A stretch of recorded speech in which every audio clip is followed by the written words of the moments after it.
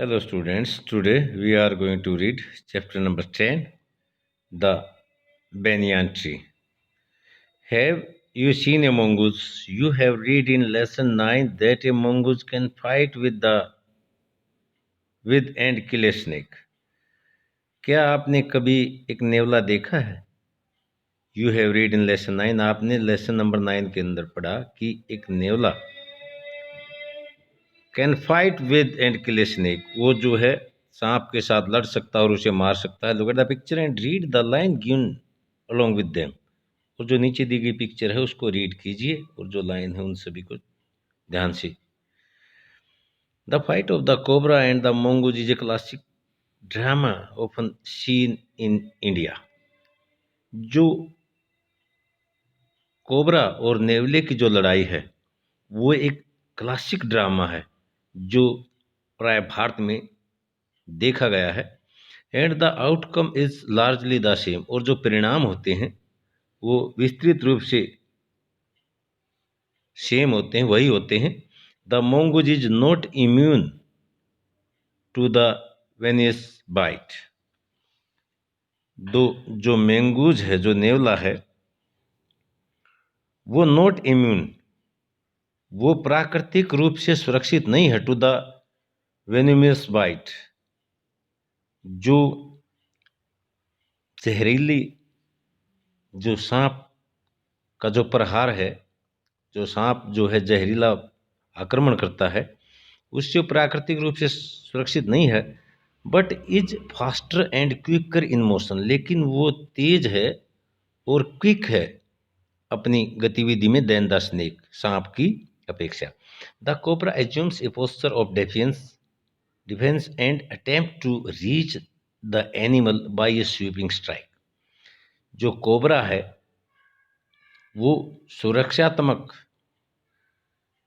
हाव भाव जो है वो धारण करता है, अपनाता है और प्रयास करता है एक तेज आक्रमण के साथ एनिमल तक पहुंचने का. But the quick moving mongoose jumps out of reach, लेकिन तेज मूवमेंट करने वाला जो नेवला है, गतिविधि करने वाला जो नेवला है, वो उसकी पहुंच से दूर उछल जाता है. And come at the snake from another direction, और वह दूसरी दिशा से सांप के पास पहुंचता है. Before the snake can get into striking position again, इससे पहले कि आक्रमण करने वाली जो पोजीशन है सांप उसमें फिर से पहुंचे. This constant movement tyres and discourage the snake, ये लगातार जो गतिविधि है वो सांप को थका देती है और उसको निरुत्साहित कर देती है. And the mongoose is finally able to leap in close and bury its teeth in the snake neck, और जो नेवला है आखिरकार छलांग मार करके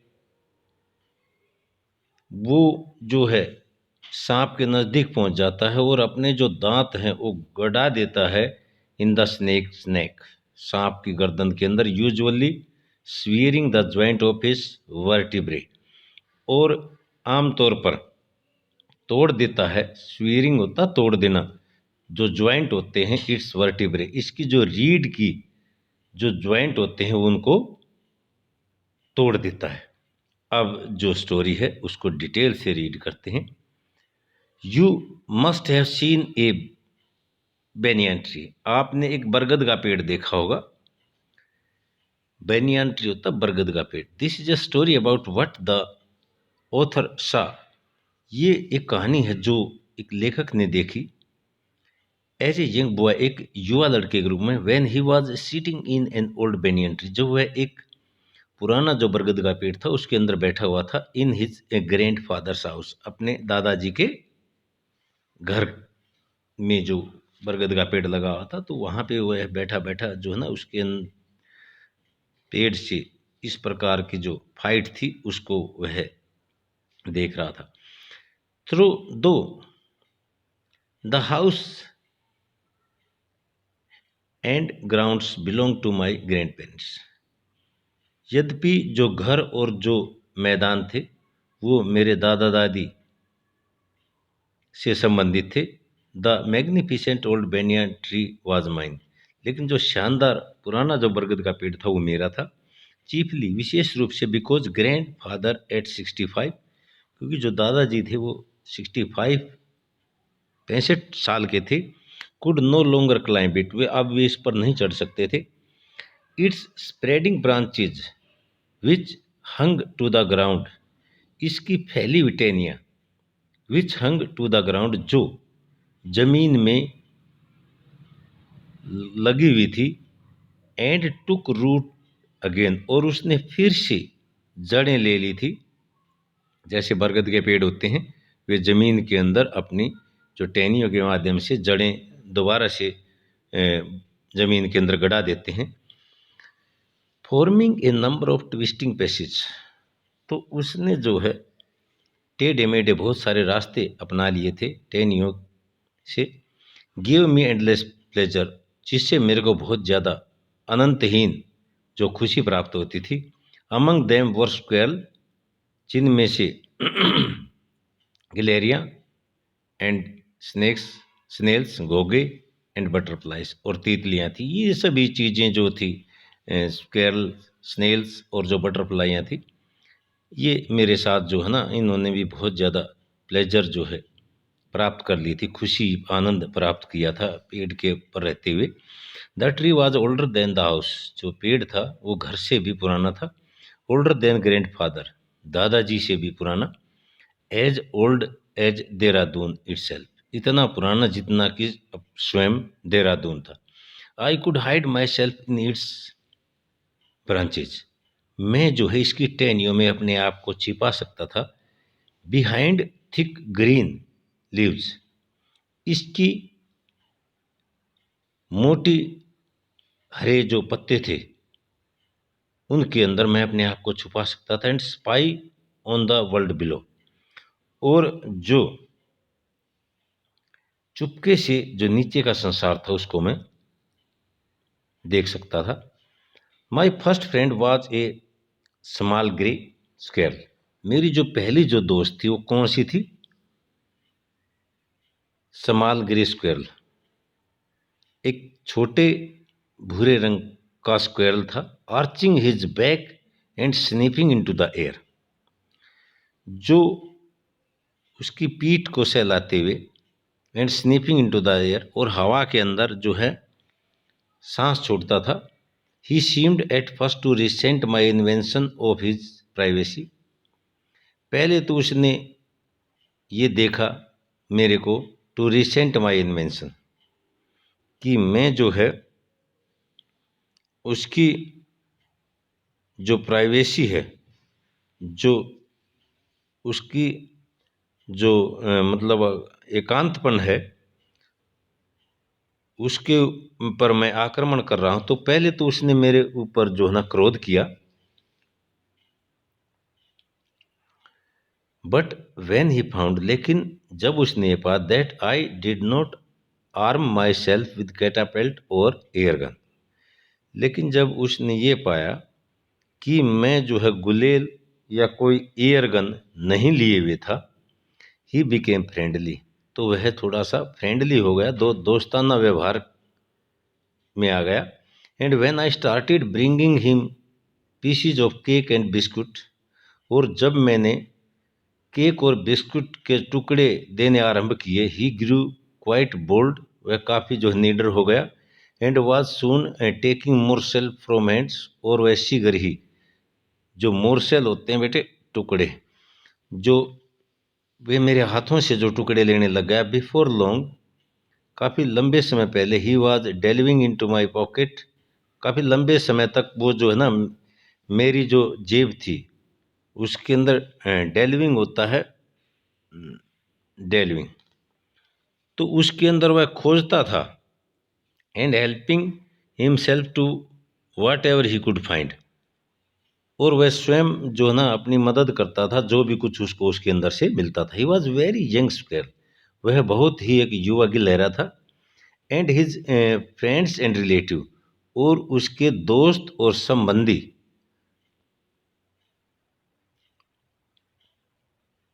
प्रोबेबली थॉट हिम फुलिश, जो दोस्त थे और जो उसके रिलेटिव थे, संबंधी थे, वे उसको मूर्ख समझते थे and had strong for trusting a human. और वो विश्वास एक जैसे मनुष्य के ऊपर विश्वास किया जाता है, तो इस रूप में वे उसको काफ़ी हठी समझते थे।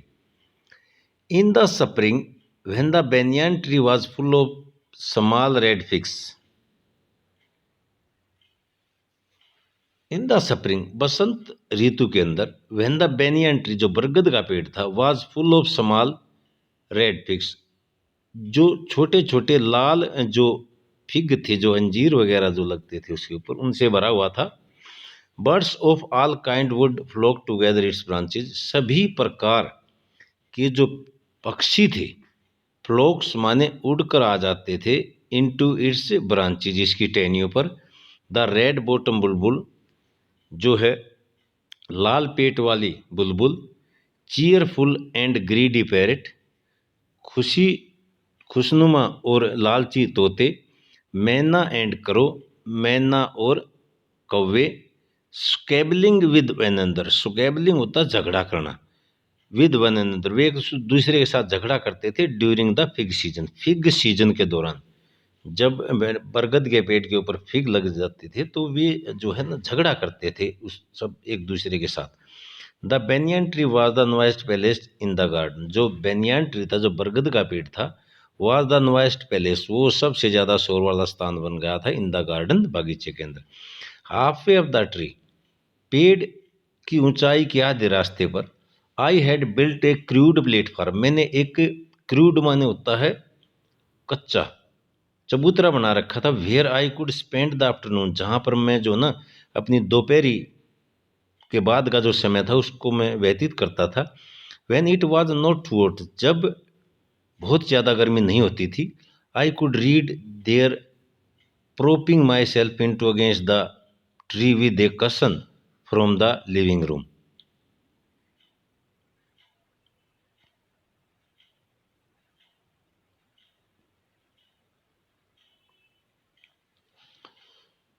I would spend the afternoon when it was not hot.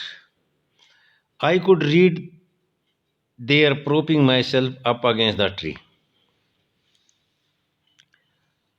मैं जो है सहारा लेकर के, आई कुड रीड, मैं पढ़ सकता था सहारा लेकर के, अगेंस्ट द ट्री, पेड़ पर, with a cushion from the living room, जैसे लिविंग रूम के अंदर पढ़ते हैं हम, तो उसी तरह से मैं वहाँ जो है ना पेड़ का सहारा लेकर के अपने प्लेटफार्म जो मैं तैयार करता था half way up the tree, तो मैं वहाँ पर पढ़ाई करता था आफ्टरनून के बाद। Treasure Island, Huckleberry Finn and the story of Mister Dolittle were some of the books that made up my banyan tree library.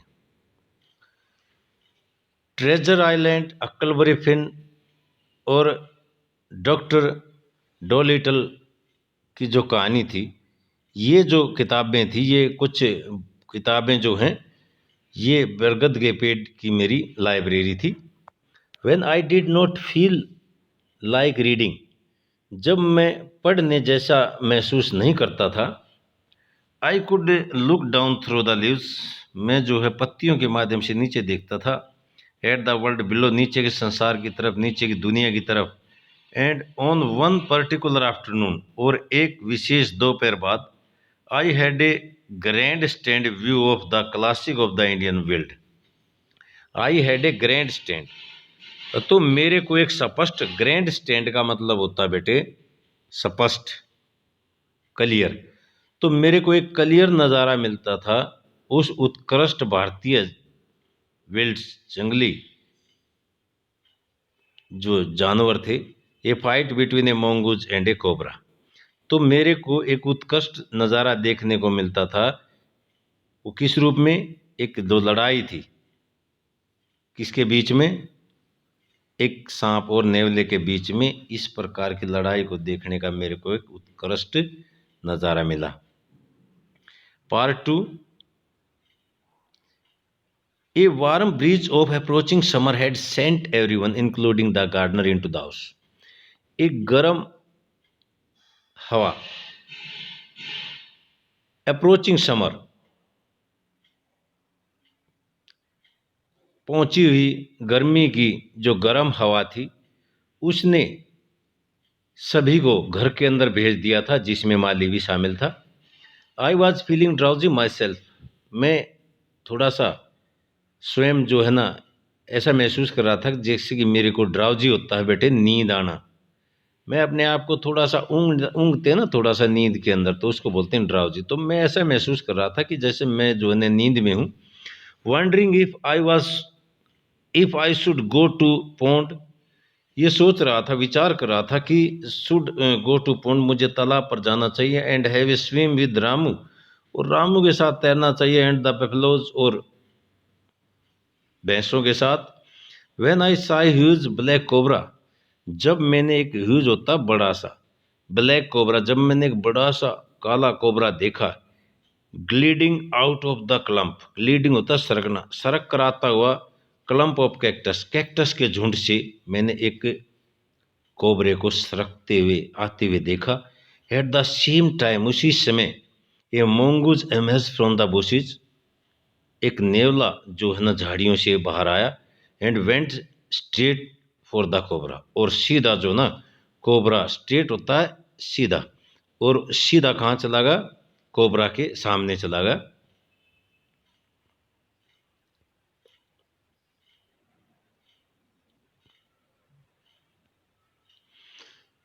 In a clearing beneath the banyan tree, clearing होता है साफ, beneath the banyan tree, बरगद के पेड़ के नीचे खुली जगह पर, इन ब्राइट सनशाइन, चमकती हुई सूर्य की धूप के अंदर, they came face to face, वे एक दूसरे के सामने आए। The cobra knew only too well that the grey mongoose, जो कोबरा था वो अच्छी तरह से जानता था कि ये जो है ना ग्रे जो मंगूज है, 3 feet long, was a super fighter, 3 feet लंबा, एक श्रेष्ठ लड़ाकू, क्लेवर एंड एग्रेसिव, चालाक और आक्रमणकारी। एग्रेसिव होता है काफ़ी एग्रेसिव हो जाना, गुस्से में होना, आक्रमणकारी के रूप में। But the cobra too was skillful, लेकिन जो कोबरा था काफ़ी निपुण था, एंड एक्सपीरियंस फाइटर, और एक अनुभवी फाइटर लड़ाकू। ही कुड मूव स्विफ्टली, वह मुड़ सकता था तेजी से, and strike with his speed of light, और वह बिजली की तेजी से आक्रमण कर सकता था। And the sex behind his long sharp fangs, और उसकी जो लंबे जो जहरीले जो दांत थे, उनके पीछे जो थैली थी, were full of deadly poison, वो भयंकर जहर से भरी हुई थी। It was a it was to be a battle of champion, ये जो है चैंपियंस की लड़ाई थी। तो सेक्स होता है बेटे, थैली होती है एक दांतों के पीछे, जो फैंग होते हैं ना, ये फैंग्स जो होते हैं, ये होते हैं दांत, जो वह जब किसी को काटता है तो उसके अंदर गड़ा देता है, तो उसके पीछे जब काट करके वो घूमता है तो वो जहर जो है ना आदमी के अंदर चला जाता है। तो वो फैंग्स के पीछे जो है ना, शार्प फैंग्स के पीछे जो है ना एक सेक्स होती है जो डेडली पॉइजन से भरी होती है। तो ये जो लड़ाई थी ये चैंपियंस की लड़ाई थी। Hissing defiance is forks tongue darting in the air. Hissing defiance,